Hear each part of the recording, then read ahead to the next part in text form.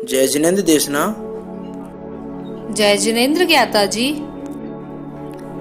आज पाठशाला में भैया जी ने बताया कि पंचम काल में देवी देवताओं को मानने वाले लोग बहुत ज्यादा होंगे। ऐसा क्यों? क्या तुम मुझे इस पंचम काल के बारे में समझाओगी? हाँ, जरूर समझाऊंगी। भैया जी ने जो भी बताया सही बताया। चलो आज मैं तुम्हें विस्तार से पंचम काल का स्वरूप समझाती हूँ। इस जम्बू द्वीप के भरत क्षेत्र की वर्तमान चौबीसी के अंतिम तीर्थंकर भगवान महावीर स्वामी के मोक्ष चले जाने के पश्चात जब 3 वर्ष 8 माह 15 दिन का समय व्यतीत हो गया, तब 5वां दुष्मा काल प्रारंभ हुआ। यह काल मात्र 21,000 वर्ष का है। इस काल में जीवों की उत्कृष्ट आयु 120 वर्ष तथा जघन्य आयु 20 वर्ष मानी गई है। साथ ही मनुष्यों के शरीर की उत्कृष्ट ऊंचाई 7 हाथ एवं जघन्य ऊंचाई 3.5 हाथ प्रमाण सर्वज्ञ देव ने बतलाई है।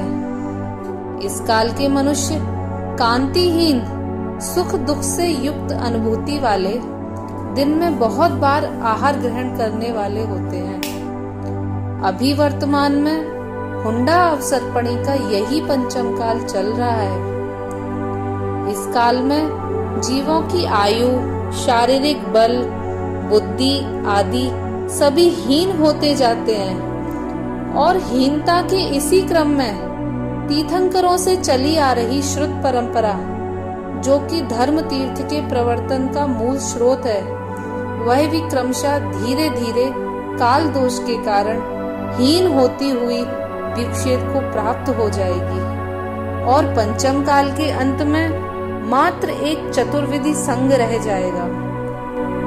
भगवान ऋषभ देव ने इस पंचम काल में होने वाली विकृतियों, विसंगतियों के बारे में चक्रवर्ती महाराज भरत के स्वप्नों का फल बताते हुए कहा था कि भगवान महावीर स्वामी के मोक्ष चले जाने के पश्चात उनके शासन काल में अर्थात इस पंचम काल में पुलिंगी साधु उत्पन्न होंगे, जो तपश्चरण का भार सहन नहीं कर पाने के कारण अपने मूल एवं उत्तर गुणों को भंग करेंगे।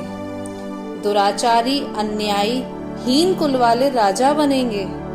श्रावक जन चारित्र से भ्रष्ट हो जैन साधुओं को छोड़ अन्य रागी द्वेषी साधुओं की शरण में जाकर धर्म श्रवण करेंगे।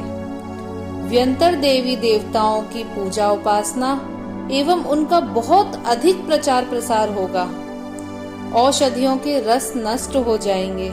इस काल में रिद्धि प्राप्त मुनिराजों, वैमानिक देवों का आगमन नहीं होगा तथा पंचम काल के किसी भी जीव को अवधि, मनःपर्य एवं केवल ज्ञान प्राप्त नहीं होगा।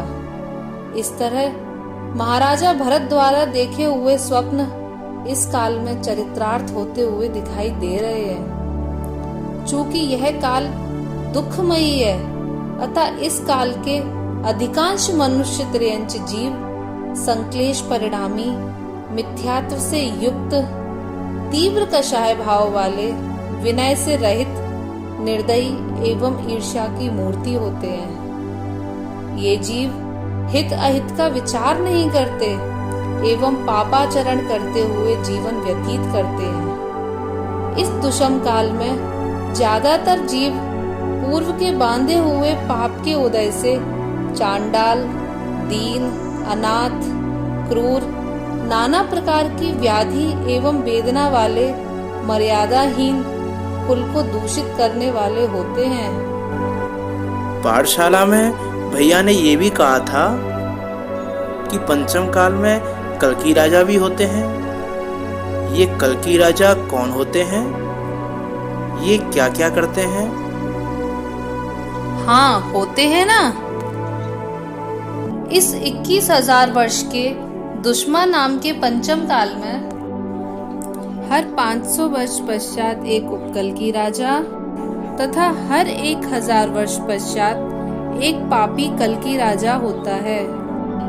ये धर्मद्रोही कल्की राजा किस प्रकार धर्म को हानि पहुंचाते हैं, आओ विस्तार से जानते हैं। पंचम काल के आरंभ के 1000 वर्ष बीतने पर पाटलिपुत्र नगर में राजा शिशुपाल एवं उनकी रानी पृथ्वी सुंदरी के चतुर्मुख नाम का पापी पुत्र पहले कल्की के रूप में उत्पन्न हुआ। इस कल्की राजा की आयु 70 वर्ष तथा राज्य की अवधि 40 वर्ष थी। एक दिन मिथ्यात्व एवं अभिमान से भरा हुआ यह पापी कल्की राजा अपने मंत्री से पूछता है कि क्या इस पृथ्वी पर ऐसा कोई पुरुष है जो मेरे वश में न हो। तब मंत्री ने कहा कि हाँ, निर्ग्रंथ साधु एकमात्र ऐसे पुरुष हैं जो आपके वश में नहीं हैं। तब कल्की राजा बोला, उनका आचरण कैसा है। मंत्री ने बताया, वे धन वस्त्र परिग्रह आदि से रहित होते हैं और शास्त्रों में कही हुई विधि के अनुसार ही पानी पात्र में आहार लेते हैं। मंत्री के वचन सुन उसी समय उस कल्की राजा चतुर्मुख ने नियम बनाया कि उन निर्ग्रंथ मुनिराज के हाथ में भोजन का जो पहला ग्रास दिया जाए, वही ग्रास उन मुनिराज से टैक्स अथवा कर के रूप में वसूल किया जाए। कल्की राजा द्वारा बनाए गए नियम के अनुसार जब राजा के सिपाही मुनिराज से पहला ग्रास टैक्स के रूप में मांगते हैं, तब वे मुनिराज अंतराय जान आहार छोड़ वन में चले जाते हैं और तत्क्षण ही उन मुनिराज को अवधि ज्ञान उत्पन्न होता है। मुनिराज के साथ हुए इस अपराध को सहन करने में असमर्थ कोई असुर कुमार जाति का देव वज्र के द्वारा उसी समय उस धर्मद्रोही कल्की राजा को मार डालता है और वह पापी कल्की राजा मरकर रत्न प्रभा नाम के पहले नरक में उत्पन्न होता है। तदनंतर असुर कुमार जाति के देव के भय से उस चतुर्मुख कल्की का पुत्र राजा अजितंजय अपनी चेलका रानी के साथ उस देव की शरण में आकर जैन धर्म के महात्म को भली प्रकार जानकर महामूल्यवान सम्यक दर्शन धारण करता है। इसके पश्चात कुछ वर्षों तक लोगों में धर्म की विधिवत प्रवृत्ति चलती रहती है। फिर क्रमशः काल दोष के कारण वह दिन प्रतिदिन धीरे धीरे घटती जाती है। मैंने तो ये भी सुना है कि इस काल में धर्म का संपूर्ण नाश हो जाएगा। क्या लोग वास्तव में धर्म कर्म का स्वरूप ही भूल जाएंगे? हाँ, ऐसा ही है। इस पंचम काल में आगे आने वाले वर्षों में ऐसा ही होगा। जैन धर्म पूरी तरह से समाप्त हो जाएगा। ऐसा कैसे होगा? डिटेल में बताओ। बताती हूँ, ध्यान से सुनो। क्रम क्रम से जब इस पंचम काल के 20,000 वर्षों में 20 कल्की राजा हो जाएंगे, तब अंतिम कल्की के रूप में विषम स्वभाव वाला जल मंथन नाम का 21वां कल्की होगा। और उसी समय चंद्र आचार्य के शिष्य वीरांगज नाम के अंतिम मुनिराज, सर्वश्री नाम की आदिका, अगिनल श्रावक और पंगुश्री नाम की अंतिम श्राविका होगी। ये सभी अयोध्या के रहने वाले होंगे और इस दुष्मा काल के अंतिम धर्मात्मा जीव होंगे। जब पंचम काल के पूरा होने में 3 वर्ष 8.5 माह का समय बाकी रहेगा, तब वह जलमंथन नाम का कल्की राजा पूर्व के कल्कियों की तरह उन वीरांगज मुनिराज से पानी पात्र में आए हुए प्रथम ग्रास को टैक्स के रूप में लेगा। तत्पश्चात वे मुनिराज तुरंत आहार छोड़ अंतराय जान वापस वन में चले जाएंगे और उसी क्षण उन्हें अवधि ज्ञान उत्पन्न होगा। उस समय वे मुनिराज अगिनल श्रावक, पंगुश्री श्राविका और सर्वश्री आदिका को बुलाकर प्रसन्न चित्त होते हुए कहेंगे कि अब दुष्मा काल का अंतिम समय आ चुका है और हमारी और तुम्हारी आयु 3 दिन शेष रह गई है तथा यह अंतिम कल की है।